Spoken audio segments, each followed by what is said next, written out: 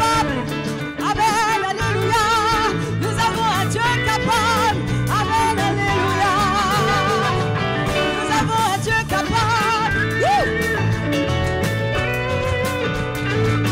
Dieu est capable.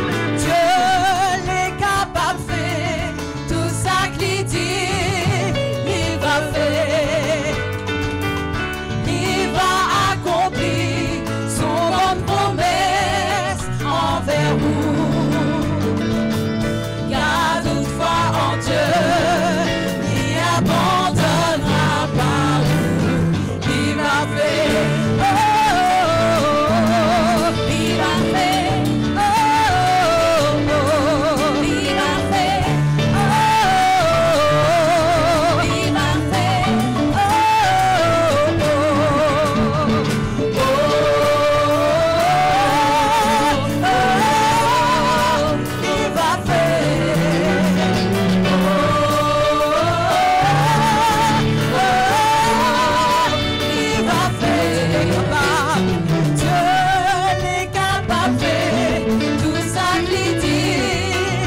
va faire, il va accomplir son bonne promesse envers vous.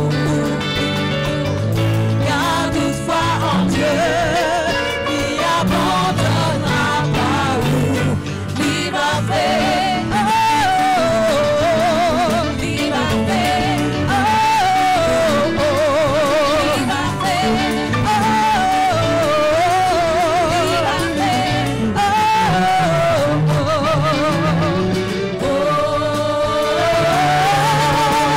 oh,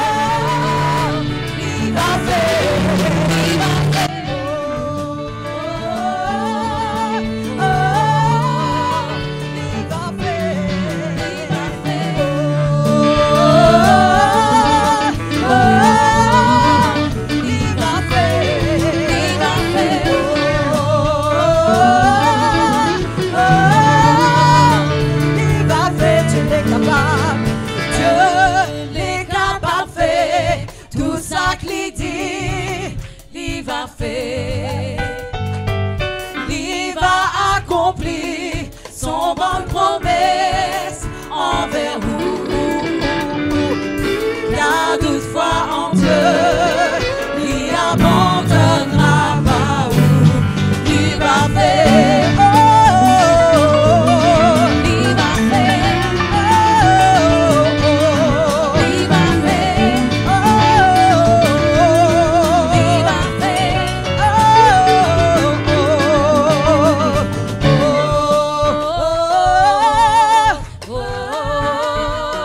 il va faire. Est-ce que tu peux élever ta voix?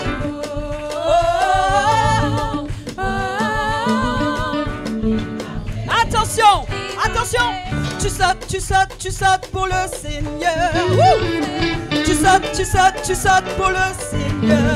Alors, tu sautes, tu sautes, tu sautes pour le Seigneur. Allez, tu sautes, tu sautes, tu sautes pour le. Et tu tournes, tu tournes, tu tournes, tu tournes pour le Seigneur. Tu tournes, tu tournes pour le Seigneur. Encore. Et tu tournes, tu tournes, tu tournes pour le Seigneur. Encore. Et tu tournes, tu tournes, tu tournes pour le Seigneur. Oh, oh, oh, oh. Il va faire, il va faire. Oh, oh, oh, oh. Il va faire encore, encore. Oh, oh, oh, oh. Il va faire, il va faire. Oh, oh, oh, oh. Il va faire. Pense un cri de joie pour ton Dieu. Wouh! Amen, alléluia.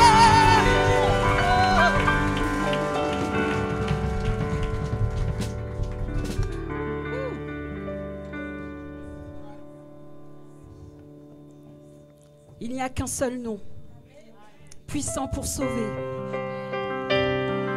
Le nom de... Le nom de... Wouh! Merci Jésus pour ta présence.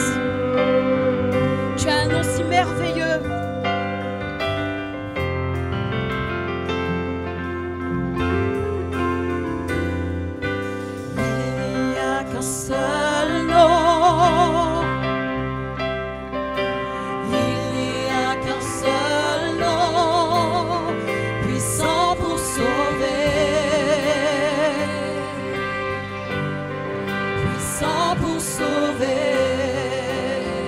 Il n'y a qu'un seul nom. Il n'y a qu'un seul nom. Il n'y a qu'un seul nom, puissant pour sauver. Puissant pour sauver. Il n'y a qu'un seul nom. Il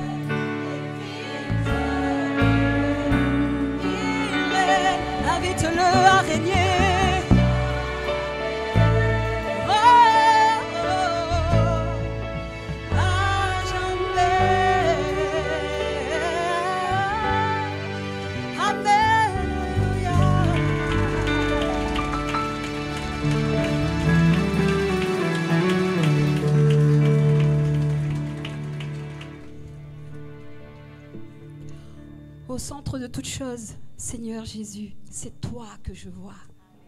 Amen.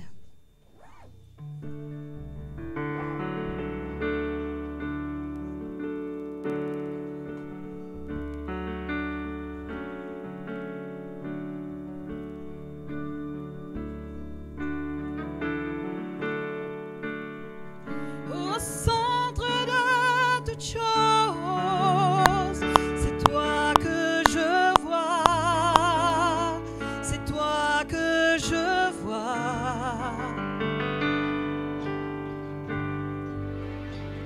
Au centre de toute chose, c'est toi que je vois, c'est toi que je vois.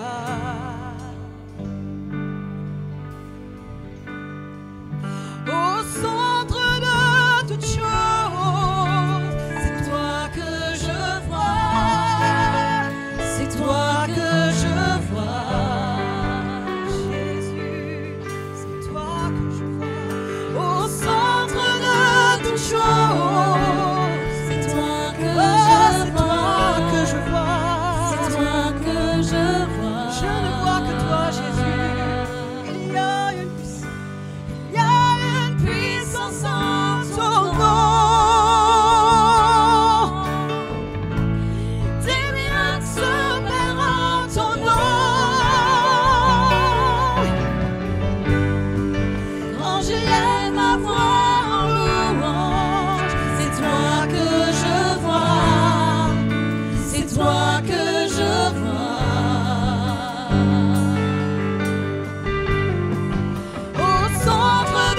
Toute chose, c'est toi que je vois, c'est toi que je vois.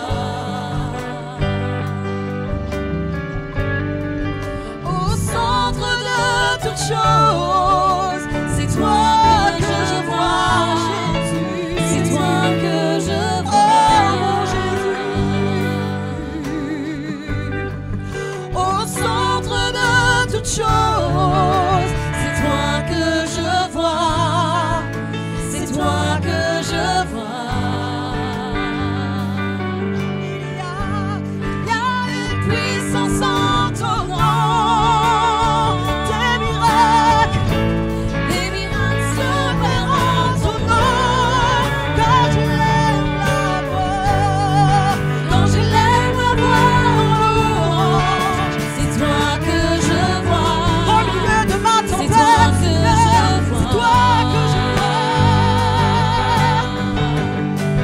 Au centre de toute chose, c'est toi que je loue, c'est toi que je loue, au centre de toute chose, c'est toi que j'adore, c'est toi que j'adore. Au centre de toute chose, c'est toi que j'adore, c'est toi que j'adore.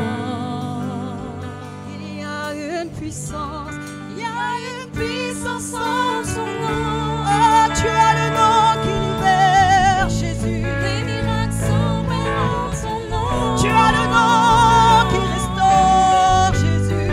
Quand j'élève ma voix en louange, c'est toi que je vois. Tu as le nom qui essuie les larmes, Seigneur. Oh, quand j'élève ma voix en louange, c'est toi que je vois, c'est toi que je vois. Tu as le nom qui sauve, Seigneur. Quand j'élève ma voix en louange, c'est toi que je vois, c'est toi que je vois. Quand j'élève la voix en louange, c'est toi que je vois, c'est toi que je vois. Bienvenue à tout le monde, bienvenue à chaque frère et sœur. On a eu un super week-end depuis vendredi soir sur Saint-Pierre. On a eu 14 baptêmes hier, c'était magnifique. Est-ce qu'on peut acclamer le Seigneur pour ça, s'il vous plaît? C'était top. Dieu est bon et sa parole est extraordinaire. Alors, j'aimerais continuer la série qu'on a commencée la fois dernière sur les promesses de Dieu. Et on a vu ensemble la promesse de l'Emmanuel. Et aujourd'hui, on va voir la promesse d'Emmanuel à Christ en nous. Parce que la fois dernière, on a vu la différence entre Dieu pour nous et Dieu avec nous. Aujourd'hui, on va voir qu'il y a aussi une différence entre Dieu avec nous et Dieu en nous. Et il est bon de se rappeler que lorsqu'on parle d'Emmanuel, ça parle, oui, bien sûr, de Christ.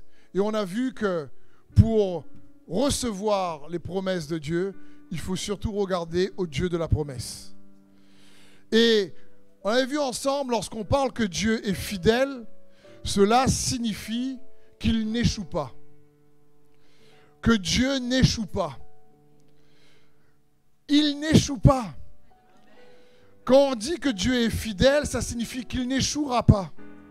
Il ne va pas échouer par rapport aux promesses qu'il t'a faites. Il est fidèle et il n'échouera pas. Donc il est bon de se rappeler quand tu lis dans la parole de Dieu que Dieu est fidèle. Celui qui a fait les promesses est fidèle. Ça signifie que celui qui a fait les promesses, il n'échoue pas. Et il désire que nous puissions réaliser cela. Parce que oui, il est fidèle. Et on avait vu ensemble qu'il y avait une différence effectivement lorsqu'on parle que Dieu est pour nous.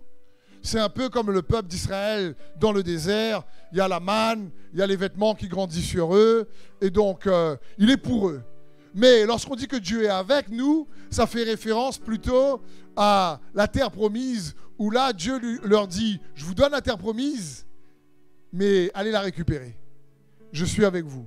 Parce que ce n'est pas lui qui enlève les géants, c'est eux qui doivent enlever les géants. Par sa grâce et par sa force. On avait vu qu'on parle que Dieu est avec nous, ça implique une collaboration. Ça implique une collaboration où on agit avec lui. Et bien sûr, Jésus est l'Emmanuel, Dieu avec nous. Il est celui qui est et il a toujours été celui qui est. La Bible dit dans Jean 8, 57, les Juifs lui dirent, tu n'as pas encore 50 ans et tu as vu Abraham. Jésus leur dit, en vérité, je vous le dis, avant qu'Abraham fût, je suis. Ils sont en train de...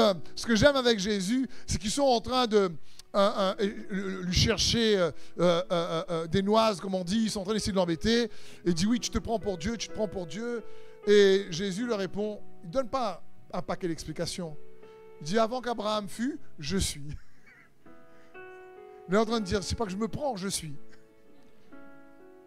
Parce qu'il est 100% Dieu et 100% homme, mais il est Dieu fait homme. C'est lui l'Emmanuel qui a été annoncé, Dieu avec nous. Et comprenons bien, lorsqu'on parle des promesses de Dieu, il faut comprendre qu'il est important pour nous de réaliser que tu as reçu, mon frère, ma soeur, les plus grandes et les meilleures promesses. Tu as reçu les plus grandes et les meilleures promesses. La Bible dit dans 2 Pierre 1, 4, celle-ci nous assure les plus grandes et les plus précieuses promesses. Ainsi, grâce à elle, vous pouvez fuir la corruption qui existe dans le monde par la convoitise et devenir participant à la nature divine. Donc, je répète, tu as reçu les meilleures et les plus précieuses promesses. C'est écrit noir sur blanc. C'est écrit noir sur blanc. Le problème, vous savez, c'est l'ignorance. La Bible dit, mon peuple périt parce qu'il lui manque la connaissance. Et donc, ce qui nous affecte, ce n'est pas que l'ennemi est trop fort. La Bible ne dit pas, mon peuple périt parce que le diable est fort. Il dit, mon peuple périt parce qu'il ne connaît pas. Il ne connaît pas ce qui lui appartient.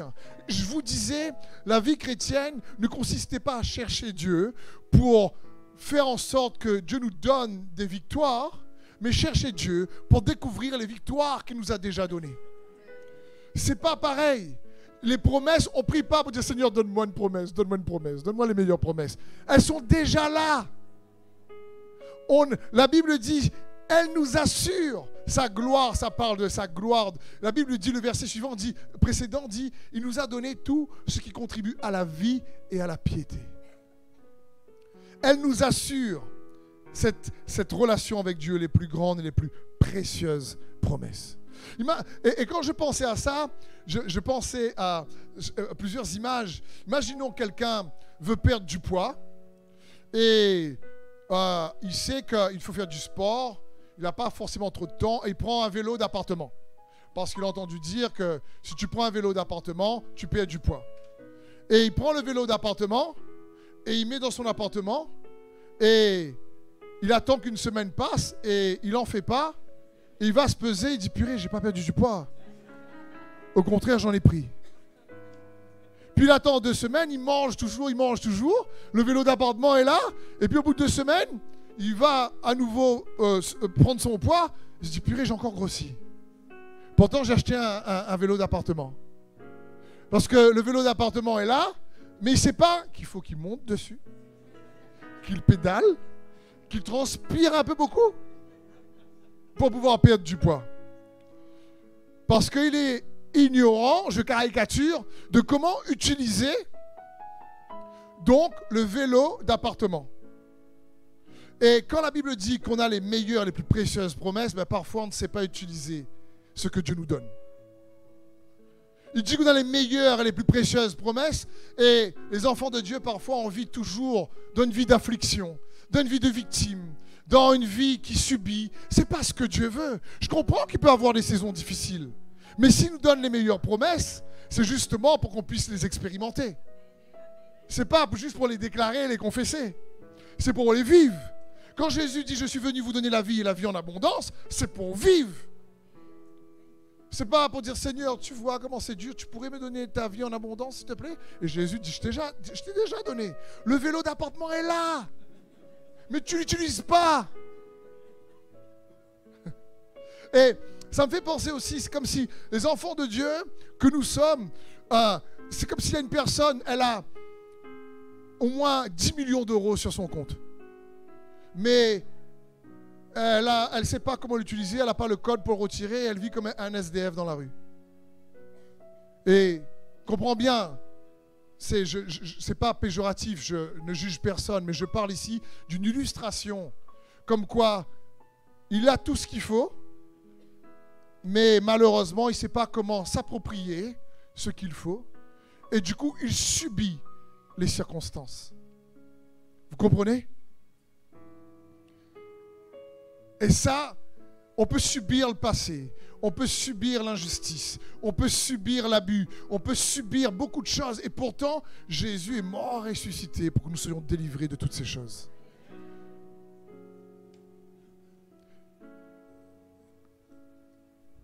Jésus est l'Emmanuel. On a lu ensemble, en lui, toutes les promesses sont oui et amen. En lui, toutes les promesses sont oui et amen dans 2 Corinthiens 1, 20. Car pour ce qui concerne toutes les promesses de Dieu, c'est en lui que le oui, c'est pourquoi encore l'amen par lui est prononcé par nous pour la gloire de Dieu.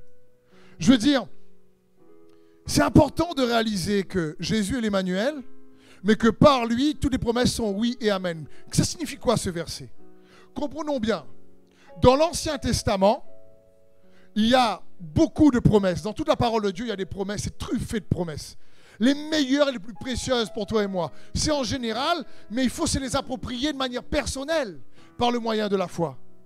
C'est comme Dieu a tant aimé le monde qu'il a donné son Fils pour que quiconque croit reçoive la vie éternelle, ne périsse pas. Mais c'est le quiconque qui croit qui s'approprie de manière personnelle ce qui a été fait pour tout le monde. Me suivez-vous? C'est pareil pour les promesses de Dieu. Il n'y a pas de favoritisme, mais c'est pour chacun d'entre nous. Mais il appartient à chacun d'entre nous de s'approprier par le moyen de la foi. Et les promesses de Dieu sont oui et amen en Jésus-Christ. Parce que, surtout dans l'Ancienne Alliance, les promesses de Dieu sont souvent sous condition. Il y a toujours un si. Si maman, si... C'est si papa, si tu veux. Il y a toujours un si tu veux. Il y a toujours des conditions à un moment donné. Et il est important de comprendre que Jésus est venu remplir toutes les conditions qu'on ne pouvait pas nous remplir par nous-mêmes. Il faut bien réaliser ça. La promesse de l'Emmanuel, c'est que Dieu savait que l'homme, à cause de la nature pécheresse, ne pourrait pas remplir les conditions. Le peuple d'Israël, d'ailleurs, malheureusement, termine captif à Babylone. Après Babylone, il y a 400 ans de silence avant que Jean-Baptiste arrive, parce qu'ils n'ont pas reçu toutes les magnifiques promesses que Dieu avait pour eux, parce qu'ils n'ont pas rempli les conditions par rapport à la loi. Mais Dieu avait déjà fait une promesse qu'il allait venir lui-même pour que les promesses soient oui, amen, en lui. Lui, l'Emmanuel, allait remplir les promesses pour nous. Je vais vous montrer un exemple dans les Écritures. Exode 19, verset 5. La Bible dit, « Maintenant, si vous écoutez ma voix et si vous gardez mon alliance, vous m'appartiendrez entre tous les peuples, car toute la terre est à moi. Vous serez pour moi mon royaume de sacrificateurs, une nation sainte. Voilà les paroles que tu diras aux enfants d'Israël. » Le même verset, le même passage dans le Nouveau Testament, la Nouvelle Alliance. 1 Pierre 2,9. Vous, au contraire, vous êtes une race élue, un sacerdoce royal, une nation sainte, un peuple acquis, afin que vous annonciez les vertus de celui qui vous a appelé des ténèbres à son admirable lumière. C'est quoi la différence entre Exode 19 et 1 Pierre 2? Est-ce que vous avez remarqué qu'il y a une différence? Dans Exode 19, qu'on a lu tout à l'heure, c'est si vous écoutez ma voix, si vous gardez mon alliance, alors vous serez pour moi une nation sainte, un sacerdoce royal. Vous m'appartiendrez. Dans 1 Pierre 2, dit vous. C'est qui vous? Vous, au contraire, vous êtes un sacerdoce royal. Vous êtes. Il y a quelque chose qui s'est passé entre l'ancienne alliance et la nouvelle alliance. Il y a eu des conditions qu'il fallait remplir et l'Emmanuel, Christ Jésus, est venu remplir ces conditions. C'est pour ça que toutes les promesses sont oui et amen en lui. Parce que c'est lui qui a rempli toutes les conditions pour que nous puissions, par lui, par la foi en lui, ce qu'il a accompli, recevoir ce que Dieu a promis. Et c'est le cœur de Dieu pour chacun d'entre nous. C'est de réaliser cela. Mais est-ce que ça signifie que comme il a tout accompli, qu'on n'a rien à accomplir? Non! Quand Jésus dit justement à la croix, tout est accompli, il est en train de dire qu'il a accompli les promesses, les conditions. Les conditions pour que nous puissions recevoir la vie, sa vie, la vie d'en haut. Et donc, aujourd'hui, en lui, les promesses sont oui et amen. Mais est-ce que cela signifie que s'il a rempli les conditions, est-ce qu'il reste des conditions pour nous remplir? Bien sûr. Bien sûr. Mais nous devons comprendre que entre l'ancienne alliance et la nouvelle alliance, le rapport à l'obéissance change.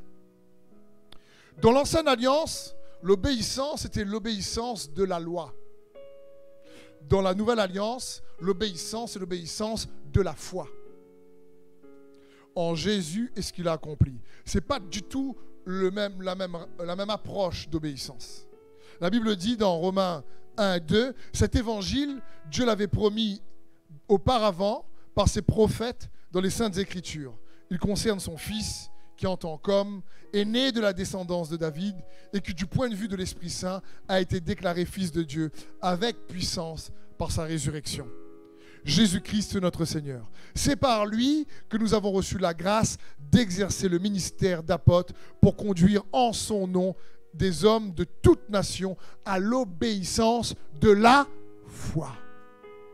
À l'obéissance de la foi. Et non plus l'obéissance de la loi. Le rapport à l'obéissance change entre l'ancienne alliance et la nouvelle alliance. Parce que Jésus a rempli toutes les conditions. En lui est le oui et amen. Et c'est bon pour nous de comprendre ça. Ça parle ici de l'obéissance de la foi agissant par l'amour. Parce que l'apôtre Paul va dire dans Galates 5, 6, en effet, en Jésus-Christ, ce qui a de l'importance, ce n'est ni la circoncision, ni l'incirconcision, mais seulement la foi qui agit au travers de l'amour. La foi qui agit au travers de l'amour. C'est ce que Dieu désire que nous puissions comprendre et réaliser. Parce qu'il nous a aimés le premier, nous pouvons l'aimer en retour. C'est quand tu réalises, tu restes conscient de ce que Jésus a fait pour toi et ô combien il t'aime. Son amour en nous produit, comme je l'ai déjà partagé, une réciprocité. Aimez-vous les uns les autres comme je vous ai aimé. C'est quand tu réalises comment il t'aime que ça te touche, ça t'attendrit, ça te pousse à la repentance. La bonté de Dieu nous pousse à la repentance. Et alors, comme il nous a aimé le premier, nous pouvons l'aimer en retour. Comprenez? Et c'est cet amour-là qui nous permet d'obéir par la foi agissante par l'amour. Et ça, c'est bon pour nous de se rappeler parce que ce n'est pas parce que Jésus a tout accompli qu'on n'a rien à accomplir. Ça signifie qu'on ne doit pas rester là. Lorsqu'on parle de la grâce ou de l'amour de Dieu, on n'est pas en train d'encourager la passivité, pas du tout. Au contraire, lorsqu'on parle de l'amour de Dieu et de la grâce, on est en train d'encourager plutôt la diligence plutôt que la négligence. On est en train d'encourager plutôt le fait que comme il t'aime et que tu le réalises, ça doit produire en nous, ça doit être comme un détonateur. C'est-à-dire, quand tu acceptes Jésus comme Seigneur et Sauveur, il vient vivre en toi. Et on va le voir dans un instant. Christ en nous, l'espérance de la gloire. Maintenant, il n'est plus uniquement avec nous. Le mystère caché avant tous les temps. Christ en nous, l'espérance de la gloire. Il vit en nous. Et ce qu'il désire, c'est comme tu prends un sachet de thé et tu mets dans l'eau. L'eau est plate. Mais tu mets le sachet de thé et la saveur du thé va infuser l'eau. Oui ou non? Christ en nous, c'est la même chose. Il désire infuser les qualités de sa nature en nous, de sa sagesse, de son amour, de sa force. Plus tu passes du temps à le connaître, plus tu es transformé en la même image de gloire en gloire, comme par le Seigneur, l'Esprit. Donc, vous qui contemplez comme dans un miroir la gloire du Seigneur, vous êtes transformés en la même image. Ça parle qu'il y a cette réciprocité qui se produit lorsque tu regardes à Christ et que tu restes conscient de son amour. Et ça te pousse à l'action. C'est ce que l'apôtre Pierre va dire, par exemple, dans 2 Pierre 1,8, lorsqu'il dit « Car si vous possédez ces qualités », et de quelle qualité il parle? Il parle en réalité, les versets qui précèdent celui-ci, il parle de joignez chaque jour à votre foi la force de caractère. À la force de caractère, la persévérance. La persévérance, la maîtrise de soi. À la maîtrise de soi, la patience. À la patience, l'affection fraternelle. L'affection fraternelle, l'amour. Si vous avez ces choses, elle ne vous rendra pas oisif, nous dit la parole de Dieu. Elle ne nous rendra pas oisif. Parce qu'il dit, car si vous possédez ces qualités, et si elles grandissent sans cesse en vous, elles vous rendront actifs et vous permettront de connaître toujours mieux notre Seigneur Jésus-Christ. Car celui à qui elles font défaut, il est comme un aveugle, il ne voit pas clair. Il a oublié qu'il a été purifié de ses péchés d'autrefois. Il connaît que penser ce qu'il a subi de difficile, et il a oublié ce que Jésus a fait. Et il laisse ce qu'il a subi de difficile avoir plus d'impact dans son cœur, ce que Jésus a fait de bon pour lui. Il laisse ce que les gens ont fait de mauvais contre lui avoir plus d'impact dans son cœur que ce que Jésus a fait de bon pour lui. Il a oublié, il n'est pas conscient de la puissance de Christ Jésus. Et du coup, au lieu de laisser le sachet de thé de son amour infusé dans tout notre être, eh bien, parfois on laisse plutôt la rancune, l'offense, la jalousie. Et c'est ça qui nous affecte. Alors que non, mon frère, ma soeur, les conditions ont été remplies par Jésus. L'obéissance change. Ce n'est pas une obéissance obligée. Ce n'est pas une obéissance de la loi pour que tu sois meilleur. Non, c'est une obéissance de la foi agissante par l'amour. Parce que tu sais ô combien il t'aime et tu as envie de l'aimer en retour. Vous me suivez? Je prie, à chaque fois je dis Seigneur, Ouvre les yeux de mes frères et de mes sœurs encore plus sur l'amour que tu as pour eux.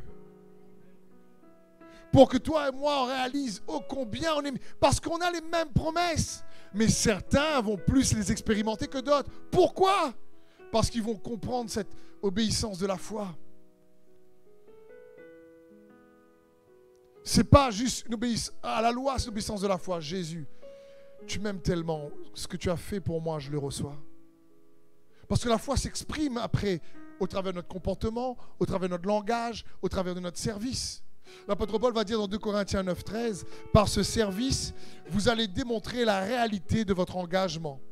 Aussi, ces chrétiens loueront-ils Dieu pour l'obéissance par laquelle s'exprime votre foi. Par l'obéissance à laquelle s'exprime votre foi. Par l'obéissance à laquelle s'exprime votre foi. En la bonne nouvelle du Christ. Ils le loueront aussi pour la largesse avec laquelle vous partagez vos biens avec eux et avec tous. L'apôtre Paul dit ici, par ce service, vous avez démontré la réalité de votre engagement. À un moment donné, plus la nature de Dieu en toi vraiment est diffusée, puis plus tu as envie de servir, plus tu aimes faire plaisir, plus tu as envie de bien faire. Parce que si tu es de plus en plus conscient qu'il vit en toi et de qui tu es en lui, de qu'il est en toi, automatiquement ce que tu es va influencer ce que tu fais. Un chien produit un chien, un chat produit un chat, et la nature de Dieu produit la nature de Dieu. Et sa nature est en nous. Et on ne réalise pas. On ne réalise pas. Ça parle de cette foi. L'obéissance de la foi. J'aimerais juste, comme je faisais dans la semaine à la prière, faire une distinction entre la confiance en Dieu ou à Dieu, faire confiance à Dieu, et la foi. Vous savez, certains me disent, mais moi j'ai la foi. Mais tu sais, en ce moment, il y a ci, il y a ça, c'est compliqué, je ne peux pas, c'est pas arrivé, c'est compliqué, je n'ai pas réussi, etc. Et donc, ils disent qu'ils ont confiance en Dieu, mais ce qu'ils déclarent réellement annule en réalité leur confiance en Dieu. Parce que la parole de Dieu dit, j'ai cru, c'est pourquoi j'ai parlé. Jésus lui-même, lorsqu'il va vers la croix, il va dire, mon âme est tourmentée. Et il va dire, que dirais-je? Il ne va pas dire, que ferais-je? Il va dire, que dirais-je? Parce que la foi est complétée par ce que tu dis. C'est dans ce sens. 2 Corinthiens 4, 13. Et comme nous avons eu le même esprit de foi qui s'est exprimé dans cette parole de l'Écriture, j'ai cru, c'est pourquoi j'ai parlé. Nous aussi, nous croyons, c'est pourquoi nous parlons. Et c'est exactement ce que Jésus fait dans Jean 12, 27. Mon âme est troublée, mais que dirais-je? Père, délivre-moi de cette heure? Non. C'est pour ça que je suis venu, Jésus dit. Et j'aimerais t'encourager, mon frère, ma sœur.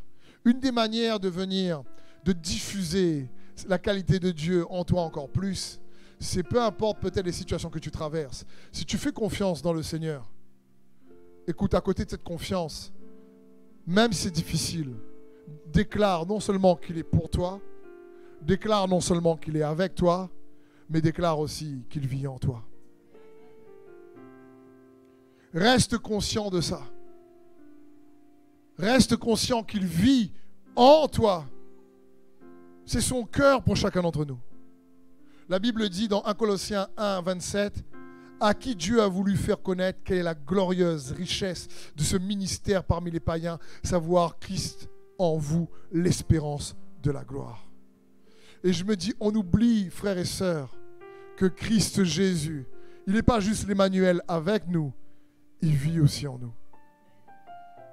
Si tu es un enfant de Dieu, il vit en toi.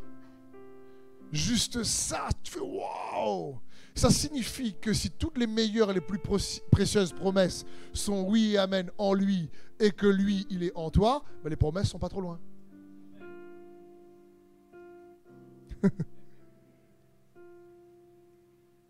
C'est que ces promesses ne sont pas très loin.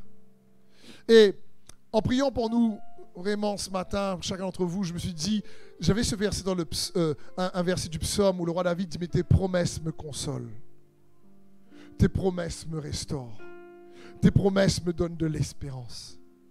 Je veux dire que tu réalises que tu as accès, tu as la possibilité d'avoir accès par Jésus-Christ aux meilleures promesses. Waouh! Il faut les approprier. Laisse pas le vélo d'appartement tout seul. S'il est avec toi, ça implique une collaboration, mais en même temps, ça signifie que Dieu t'invite à croire en Jésus ce qu'il a accompli. Il a tout accompli, il a rempli les conditions. Tu n'as pas toi à remplir les conditions que lui a remplies. Toi et moi, on doit croire. Et j'ai cru, c'est pourquoi j'ai parlé. Si tu crois, déclare. Il n'y a pas une situation dans ta vie où il n'y a pas 2 ou 3 promesses que Dieu fait dans sa parole de Dieu pour les résoudre. Et comme je vous dis, on a les outils, on a les armes, mais parfois on ne les utilise pas. On a les moyens, mais on se dit, oh, c'est difficile. Un enfant de Dieu n'est pas fait pour vivre toute sa vie dans l'affliction et la victimisation. Même si parfois c'est difficile, même s'il y a des tempêtes, même si la vie n'est pas rose, même s'il y a des tribulations, malgré tout, on peut avoir accès à sa paix. Malgré tout, on peut avoir accès à sa joie. Malgré tout, on peut garder espoir. Malgré tout, on sait qu'il est avec nous et qu'il vit en nous, parce que Christ en nous, c'est l'espérance de la gloire. Et il n'est pas loin. C'est pour ça qu'il est l'Emmanuel. En lui, toutes les promesses sont oui et amen. Et il est en toi. S'il fallait que je passe une feuille et que je disais, et je dis à chacun d'entre vous, décide-moi ce que signifie Christ en toi. Comment tu vois ça? Je suis sûr qu'on aurait de magnifiques dessins. Parce que c'est important de voir c'est quoi Christ en toi. Comment tu vois ça? C'est quoi Christ en toi? La Bible dit que l'Évangile a fait briller la lumière de la gloire de Jésus-Christ dans les ténèbres de nos cœurs.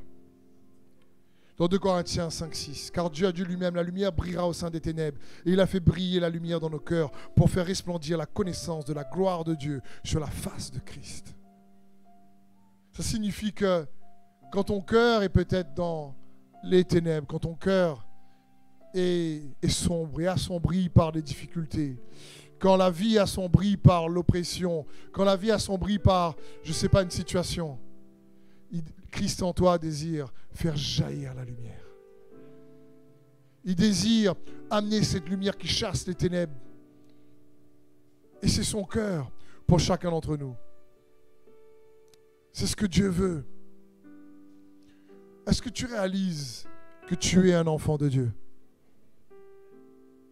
Je ne suis pas trop sûr. Parce qu'on peut se dire, ah oui, là, ce matin, je réalise vraiment que je suis un enfant de Dieu. Mais demain au travail, je ne suis pas trop sûr. En fonction de comment mon collègue se comporte.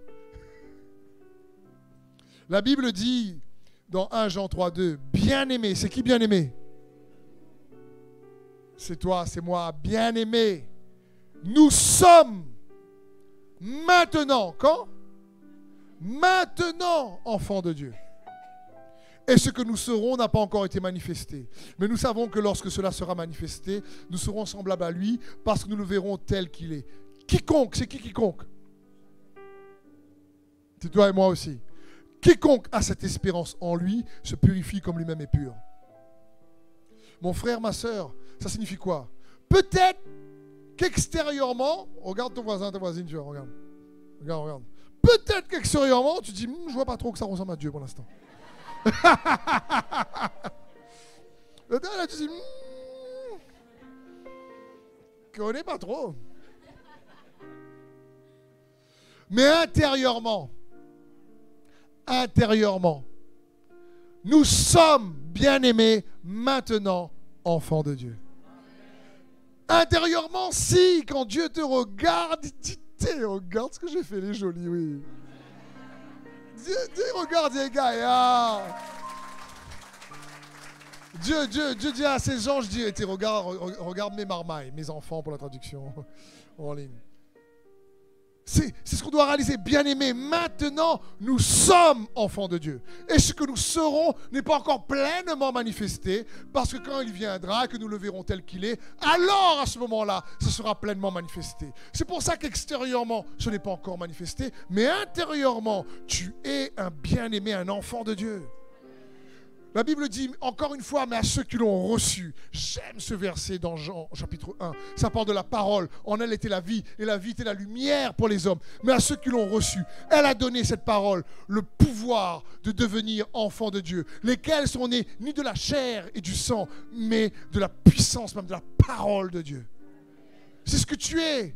La Bible dit que nous sommes nés de la semence de Dieu. Ça parle d'un toi intérieur qui est né de Christ, une nouvelle créature. Celui qui est en Christ est une nouvelle créature. Les choses anciennes sont passées et toutes choses sont devenues nouvelles.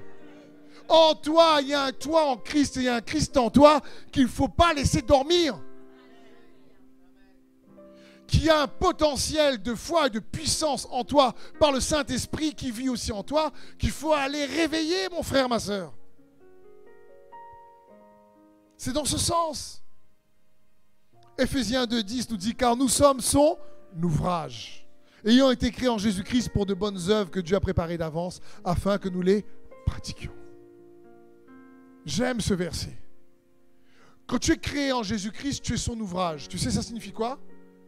Le mot ouvrage, c'est le mot grec ici, poéma, qui a donné poème. Tu es son poème. Mais le mot ouvrage signifie aussi tu es son chef-d'œuvre.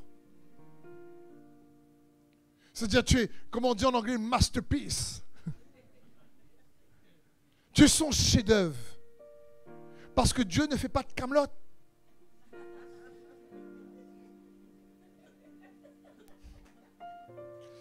Je regardais un documentaire avec Sandrine et les enfants, un documentaire sur les frigos, les réfrigérateurs, communément appelés frigidaires.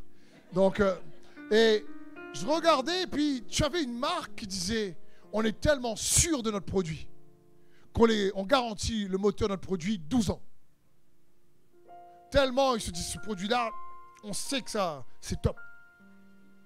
Je veux dire, imagine si eux sont en train de dire ce frigidaire-là, c'est notre chef-d'œuvre. Tellement bon que lui, il va résister, il va passer le temps. Lui, c'est quelque chose. Ou comme, je ne sais pas moi, une marque de voiture comme Rolls-Royce qui te dit tu achètes une voiture, il répare à vie parce qu'ils savent que leur produit est bon. Tu crois que le produit de Dieu que tu es son chef-d'œuvre n'est pas bon?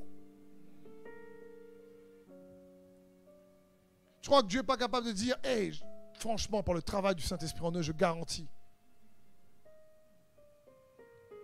Nous sommes son chef-d'œuvre, son ouvrage, ayant été créé en Jésus-Christ. Pas uniquement de la chair et du sang, en Jésus-Christ. C'est pour ça que la fois dernière, je vous disais, mes frères et mes sœurs, lorsqu'on parle du nom de Jésus et de la collaboration, je vous disais, il faut collaborer avec Dieu. Lui, il est avec nous, il est pour nous, il est avec nous, mais parfois c'est nous qui n'est pas avec lui. Mais là, j'aimerais vous encourager à réaliser que plus qu'avec nous, il est en nous. Et donc je vous disais, pour collaborer avec lui, il faut aussi savoir extirper cette autorité du croyant que Dieu nous donne pour pouvoir détruire les œuvres du diable. Et je vous disais, dans le nom de Jésus, ne signifie pas juste, je viens demander au nom de Jésus, ça signifie Jésus demande au Père pour moi. C'est pas ça au nom de Jésus. Ça signifie de la part de Jésus, en l'autorité de Jésus, à la place de Jésus. C'est pas une formule magique, c'est que tu dis, je viens parce que je sais que je représente Jésus, parce que je suis de sa nature, je suis son enfant, j'ai confiance en ce qu'il a fait et qui il est pour moi, et en l'autorité et la puissance de son nom, je viens détruire également les œuvres du diable. C'est dans ce sens. Je veux dire, c'est une question de réaliser en tant qu'enfant de Dieu l'ouvrage que Jésus a fait. Ça, on n'a aucun mérite. C'est par sa grâce. C'est par l'œuvre du Saint-Esprit en nous. C'est comme je disais à des frères et sœurs, par exemple, parfois, certains vont prier le soir avant de dormir. Seigneur Jésus, je te prie que cette nuit, les bébêtes ne nous dérangent pas. Et je te demande, s'il te plaît, qu'on ne puisse pas faire trop de cauchemars et que mes enfants puissent avoir une bonne nuit de paix, de repos. Amen. Je veux dire, c'est une bonne prière parce que Dieu est pour nous et Jésus est aussi le médiateur. Je dis, le problème, c'est qu'on ne réalise pas que Jésus est aussi Seigneur. Et quand il est Seigneur, ça parle à toi d'exercer l'autorité de sa seigneurie en son nom, parce que non seulement tu sais qui il est, mais tu sais qui tu es en lui et lui en toi. Et donc tu n'as pas peur de le réveiller en toi pour faire peur et saisir l'ennemi. Et donc le soir, tu arrives chez toi, avant de dormir, tu dis, dans le nom de Jésus, j'ordonne à toute cette bande de bêtes, tout esprit impur, tout esprit de cauchemar, de ne pas mettre les pieds chez moi. Mes enfants vont bien dormir. La paix de Dieu est ma portion. C'est ce que tu dois dire. La paix de Dieu est ma portion. En Jésus-Christ, on va passer une nuit agréable. J'interdis tout tourment parce que tu comprends que l'autorité du nom de Jésus t'est donnée pour exercer de sa part. Mais pour exercer de sa part, il faut être conscient. Il faut réaliser qu'il vit en toi. Et comme je vous le disais, il y a des fois on demande à Dieu de faire des choses pour nous qu'il nous demande de faire. Ça fait penser à Moïse devant la mer qu'il doit ouvrir. Et le peuple là est affolé parce qu'il y a l'armée égyptienne qui arrive. Et Moïse dit, oh, ne vous inquiétez pas. Ne vous inquiétez pas. Dieu combattra pour nous. Et là tout le monde fait, ouais. Ouh. Parce que oui, là, il a combattu pour eux avec les plaies, tout ça, ouais. Puis Moïse se tourne vers Dieu et dit, ça nous fait là.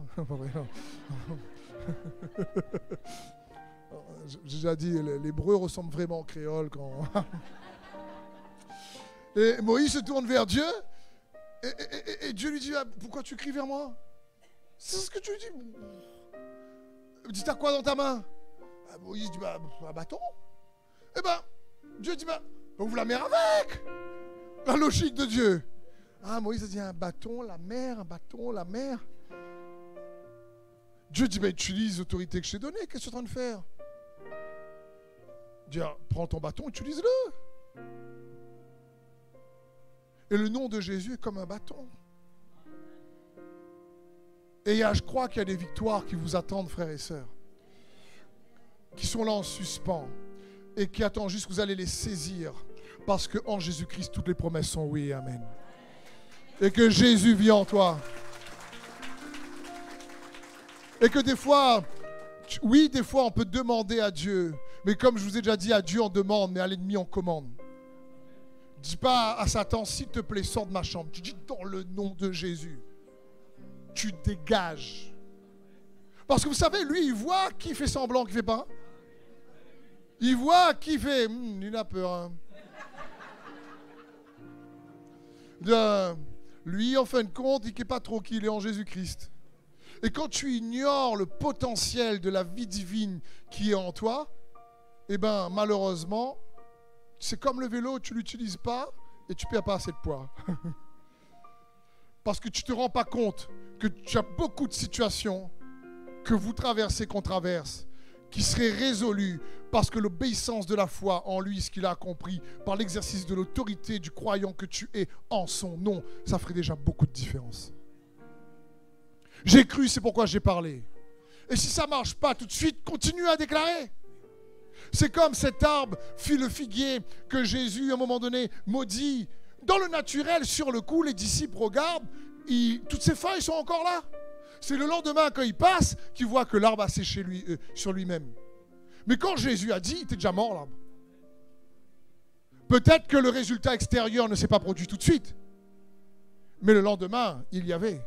Donc peut-être parfois quand tu déclares, tu n'as pas le résultat tout de suite. Mais continue à déclarer, mon frère et ma soeur. L'autorité de son nom, continue à déclarer que tu es un enfant de Dieu. Que tu refuses à un moment donné de rester victime du passé, refuse de rester victime des mauvaises paroles, refuse de rester victime des blessures. À un moment donné, tu dis, hey, je suis un enfant de Dieu. Jésus vit en moi.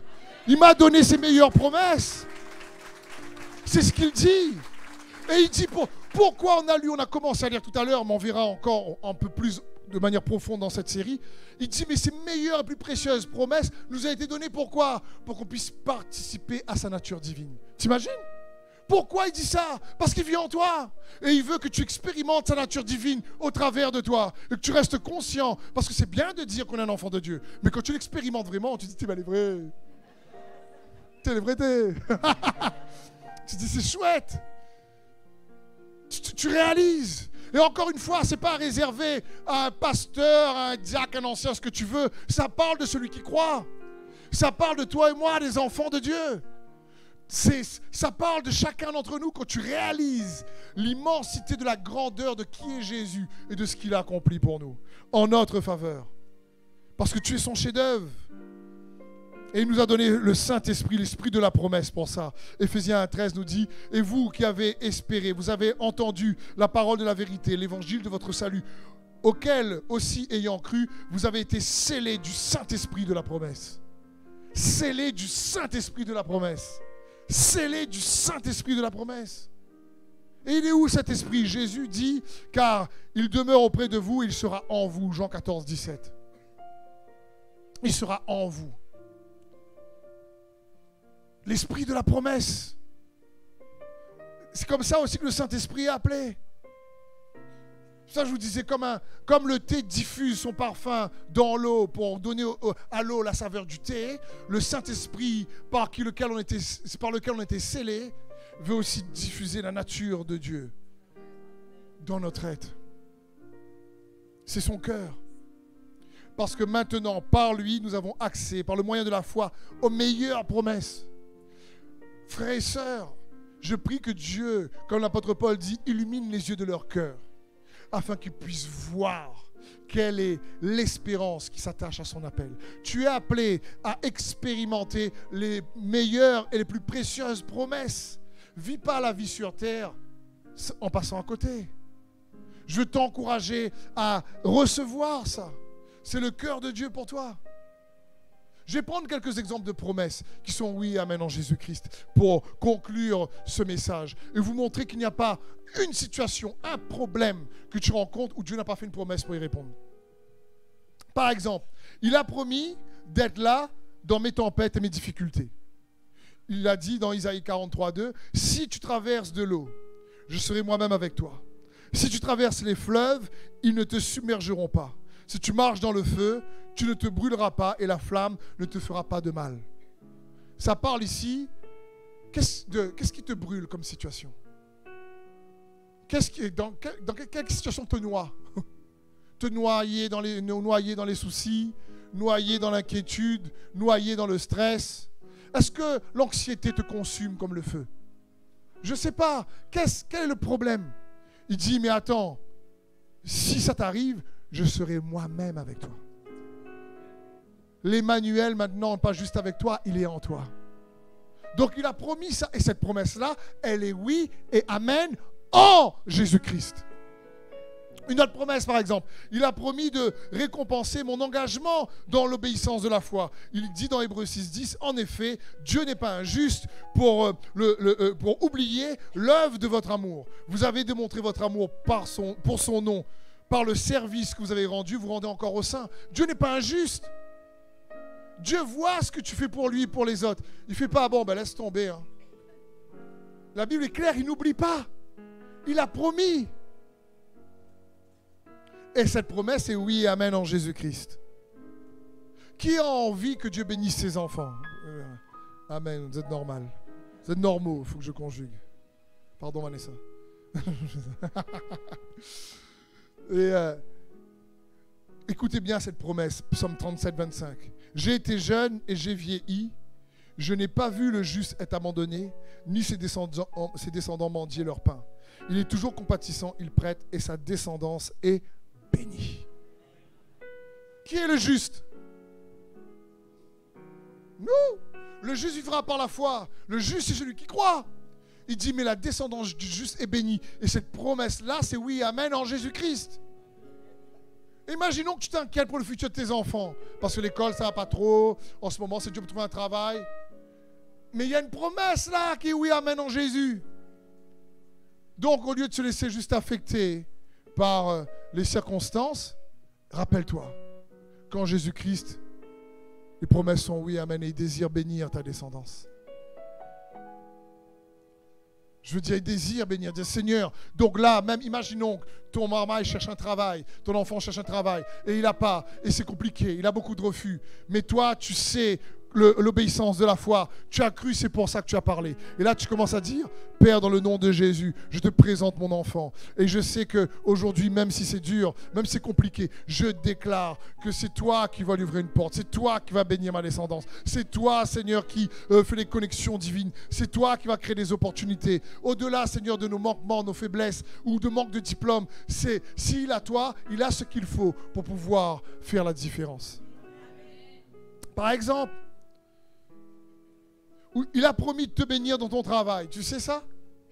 Qui a envie lorsque tu vas travailler, tu te fais, je suis content là? Franchement, parce que c'est rare d'entendre ça.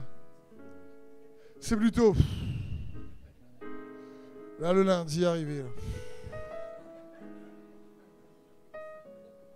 C'est plutôt ça. Jacques 1,25. Mais celui qui aura plongé les regards dans la loi parfaite, la loi de la liberté, et qui aura persévéré, n'étant pas un auditeur oublieux, mais se mettant à l'œuvre, celui-là sera heureux dans son activité. Heureux dans son activité. Dire, waouh, tu es heureux dans ton activité. C'est ce que Dieu désire. Et là, la parole de Dieu nous encourage à réaliser ça. Est-ce que tu sais que Dieu t'a promis un futur agréable? Certains font. Je ne suis pas trop sûr. Je suis sûr que tu connais réciter Jérémie 29, 11. Car je connais les projets que j'ai formés sur vous, dit l'Éternel. Projets de paix et non de malheur, pour vous donner un avenir et de l'espérance. Mais des fois, on a des problèmes, tu dis, ben, l'avenir est loin. Mais ça te garantit que ça peut aller que mieux plus tard. Tu ne crois pas que ça allait mieux plus tard? Tu regardes trop les actualités. Parce que on regarde, oui, comme j'ai déjà dit, on regarde les actualités, le monde va mal. Et je vous ai déjà dit, franchement, depuis que je suis né, j'ai jamais entendu que c'est moins cher. Depuis que je suis né, j'ai jamais entendu scoop aux infos. Maintenant, vous allez tous pouvoir avoir un pouvoir d'achat énorme. Tout va baisser. J'ai jamais entendu ça. C'est tout le temps, il augmente même. Et à chaque fois que ça augmente, on fait... Ça augmente là? Les prix augmentent, mais ça ne augmente pas.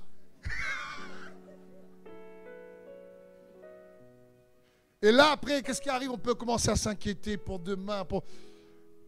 Et tu réveilles celui qui vit en toi. Tu sais qu'il n'a pas peur de ton lendemain, lui? Et lui, il t'a fait des promesses extraordinaires. Et il te dit, je connais les projets que j'ai faits sur toi. Peut-être que tu galères dans ton travail en ce moment. Peut-être que tu n'es pas heureux. Mais attends, en lui, toutes les promesses sont oui et amen. Et Jésus ne dit pas ça pour faire joli. Jésus, c'est pas comment on dit en anglais, un motivational speaker. Il n'est pas là pour encourager, allez, pour chauffer ton cœur. Allez. Demain sera bien. Wouh! Chauffe la salle, chauffe le cœur. Jésus n'est pas comme ça. Il ne donne pas de promesses pour faire joli. Il est fidèle, c'est-à-dire qu'il n'échoue pas. C'est toutes ces promesses-là, il ne va pas échouer. Mais est-ce que nous, on croit? Ce n'est pas lui qui va échouer si on ne les expérimente pas. C'est parce que nous, on n'a pas cru qu'il est capable de les manifester, de nous les faire expérimenter. Parce qu'on a laissé les offenses, les blessures passer, les problèmes et une mentalité de raisonnement qui nous rend captifs des blessures et du passé.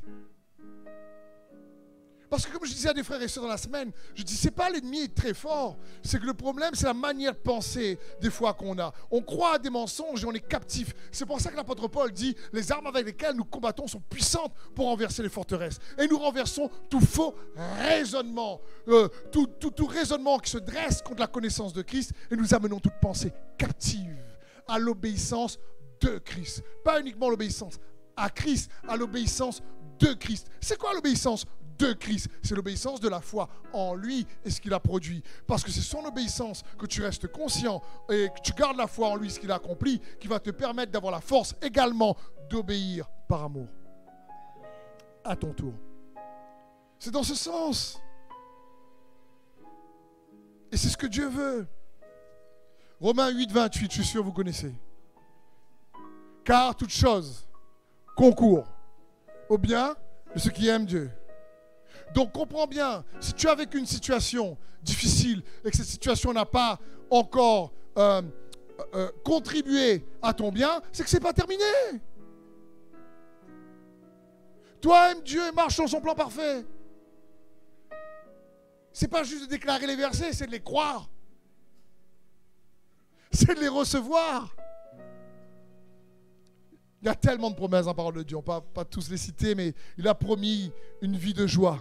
Réjouissez-vous dans le Seigneur, nous dit l'apôtre Paul, réjouissez-vous. Une vie de joie, le royaume de Dieu, ce n'est pas le manger et le boire. C'est la justice, la paix et la joie. La justice, la paix et la joie. La joie, une récompense que Dieu veut donner, rentre dans la joie de ton maître. Qui a envie d'entendre ça un jour? Rentre dans la joie de ton maître. L'homme n'a pas été créé à l'origine pour faire pitié et subir les conséquences du péché. Donc quand ça arrive, Dieu a prévu. Il a tout accompli pour nous aider dans nos difficultés, pour nous consoler, pour nous relever. Il a promis de répondre à tous tes besoins. Il a dit cependant, ne vous inquiétez de... Mais faites connaître à Dieu ce dont vous avez besoin par des prières et des supplications, avec action de grâce. Et la paix de Dieu, qui garde vos cœurs et vos pensées en Jésus-Christ, sera avec vous. Il a promis que si tu tombes, eh ben, il va te relever. Il a promis le juste tombe et se relève. Il a promis de se charger de tes soucis. Qui a un peu de soucis ici? Levez la main. N'ayez pas honte. Qui a des soucis? Levez la main. Tout le monde a de soucis en général. Bienvenue sur terre. Je veux dire. Et Jésus dit, déchargez-vous sur lui, sur moi, Jésus nous dit, de tous vos soucis. Ah, pourquoi tu gardes pour toi? Tu les aimes pas et tu gardes avec toi. Parce qu'on ne sait pas comment se décharger, tu vas me dire. Une des manières de décharger, c'est de croire qu'il est avec toi, qu'il vit en toi. Tu as l'autorité de son nom. Qu'il fera la différence, qu'il ne te laissera pas, qu'il ne t'abandonnera pas, qu'il n'échoue pas, qu'il est fidèle. Et il le fera. Il a promis de nous libérer de l'oppression, du péché, des addictions. Il a promis de nous libérer des douleurs passées, toujours présentes.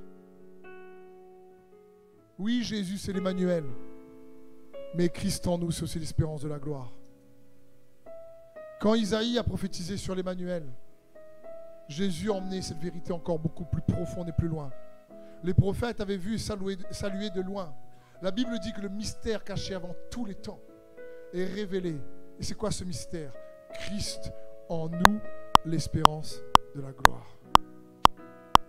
Et je veux t'encourager à vivre ta vie d'enfant de Dieu sans oublier cela.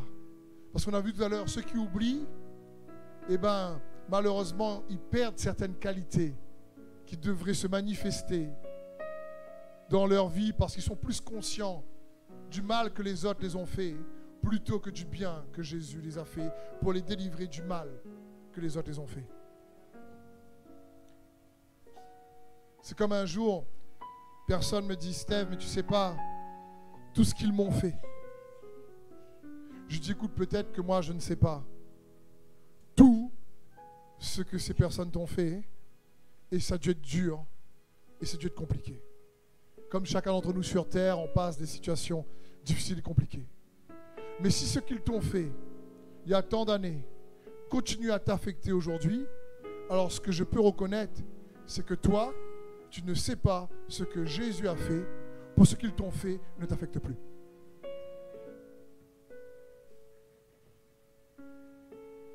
Tu as oublié.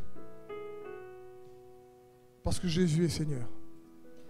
Et là où est l'Esprit du Seigneur, là est la liberté. Libre de l'oppression, libre de la méchanceté, libre de ce que tu as pu traverser. Christ est en toi, mon frère et ma sœur. Amen. Merci d'avoir suivi ce message. J'espère que ce message a fortifié votre foi.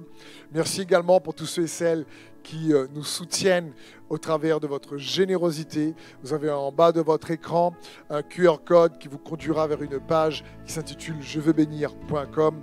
Merci de nous aider à propager sa parole. D'ailleurs, si ce message a fortifié votre foi et que vous connaissez quelqu'un de votre entourage qui aurait besoin de l'entendre, n'hésitez pas à lui partager ce message. Aussi, je vous encourage, si vous le souhaitez, à vous abonner à notre chaîne YouTube. Nous avons des messages nouveaux chaque semaine. Nous sommes aussi présents sur d'autres médias dont vous aurez donc les liens dans la description ci-dessous. En tout cas, merci de nous avoir suivis. Soyez bénis.